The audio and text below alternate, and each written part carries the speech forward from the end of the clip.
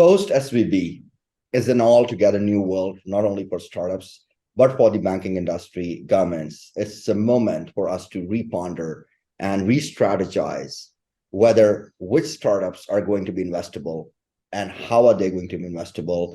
For investment firms like us, what exposure looks like. Uh, the downfall of SVB, you guys can Google a number of reasons, but all I can share with you is the impact. The impact is very simple. It's not only SVB, but there's a shortage of funds that has been announced with dropping share values for Credit Suisse.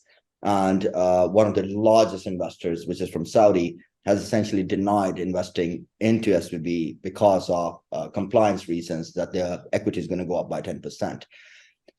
What is really happening? The fallout may be covered by the government for SVB's customers, but at the same time, interest rates are going to rise. Cost of capital is going to go up. And obviously, inflation is also going to rise. Now, is it all bad news? I don't think so.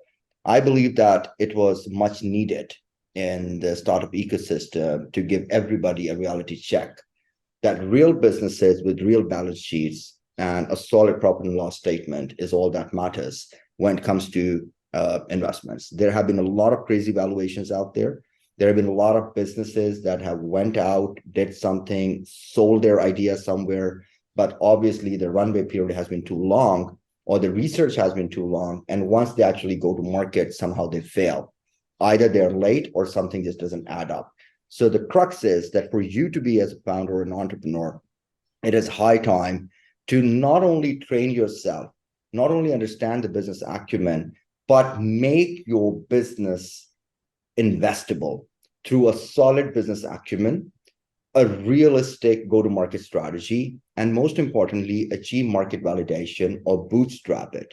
Because when one entrepreneur goes down, it's not only the life or the money and time of that entrepreneur that goes down, it is the family and friends who've invested into the business. It is the angel investors who have invested in the pre-seed or the seed stage, and it's always the financial institutions who have invested into it.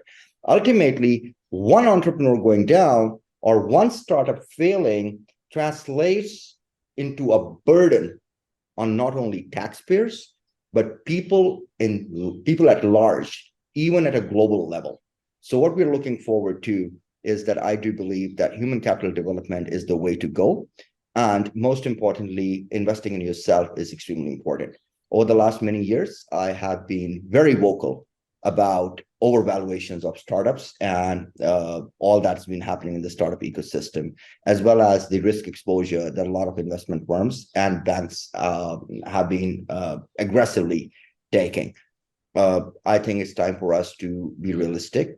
And because of that, last year we launched our workshop, which goes by the name You Asked For It. This time around, and at the end of March, we are executing our fourth cycle. And the impact by far is something that you could actually see in the testimonials and a lot more, which is on our website. So do log on to brandbeatglobal.com/workshop. And a lot of other VCs, CEOs, as well as angel investors, and a number of CXOs are the ones who will be training you to create, build, and ideate. Not only that, but also execute. And then our firms is going to also consult you, hold your hand, to take you to the level where either you can bootstrap or you become investable. Thank you for your attention, and we look forward to serving you and having you on board at the workshop.